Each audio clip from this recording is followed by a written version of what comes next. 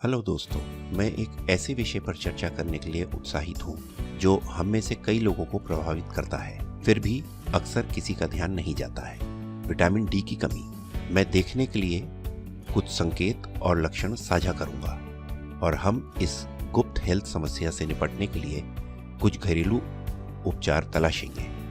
तो चलिए शुरू करते हैं। विटामिन डी, जिसे अक्सर सनशाइन विटामिन के रूप में जाना जाता है, हमारे संपूर्ण हेल्थ के लिए महत्वपूर्ण है। ये हमारे शरीर को कैल्शियम एब्जॉर्ब करने में मदद करता है, जिसका अर्थ है कि यह मजबूत हड्डियों और दांतों के लिए आवश्यक है। लेकिन यह यहीं तक सीमित नहीं है।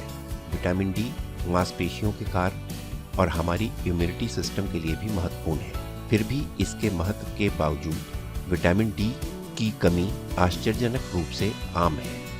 अब बात करते हैं संकेतों और लक्षणों की। क्या आप सामान्य मात्रा में नींद लेने के बावजूद हर समय थकान महसूस करते हैं?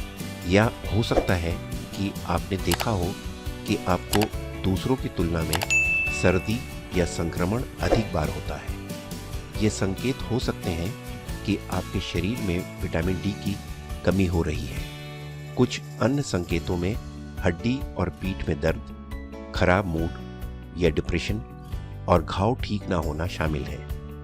यदि आप इनमें से किसी का भी अनुभव कर रहे हैं तो अपने विटामिन डी के स्तर की जांच कराना एक अच्छा विचार हो सकता है।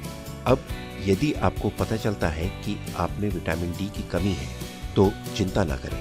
ऐसा कई आसान उपाय हैं जिन्हें आप घर पर ही शुरू कर सकते हैं।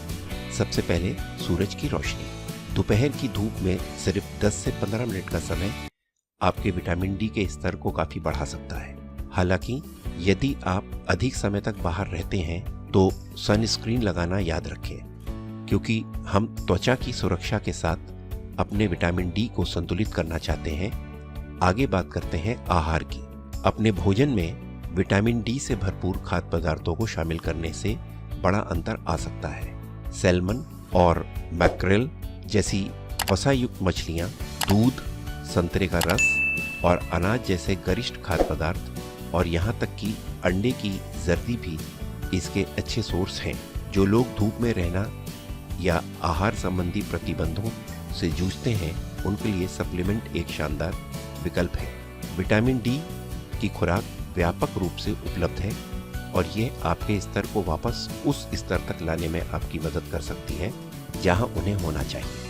किसी भी नए सप्लीमेंट आहार को शुरू करने से पहले किसी हेल्थ केयर प्रैक्टिशनर से परामर्श करना सुनिश्चित करें। अंत में नियमित व्यायाम करने से आपके विटामिन डी के स्तर को बढ़ाने में भी मदद मिल सकती है। व्यायाम से पहले व्यायाम से होने वाले असंख्य अन्य हेल्थ लाभों का तो जिक्र ही नहीं किया जा सकता है।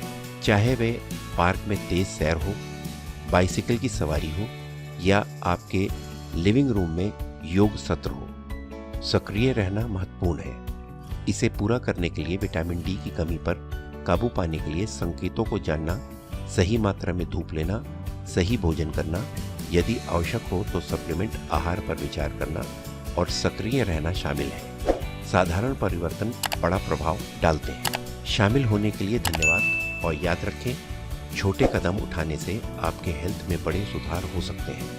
हेल्दी रहें, खुश रहें। याद रखें, व्यक्तिगत हेल्थ यात्राएं अद्वितीय होती हैं, इसलिए अपनी विशिष्ट परिस्थितियों के बारे में किसी हेल्थ प्रोफेशनल से परामर्श करना हमेशा सर्वोत्तम होता है। ये वीडियो देखने के लिए धन्यवाद। मुझे आशा है कि आपको ये जानकारी उपयोगी लगी होगी।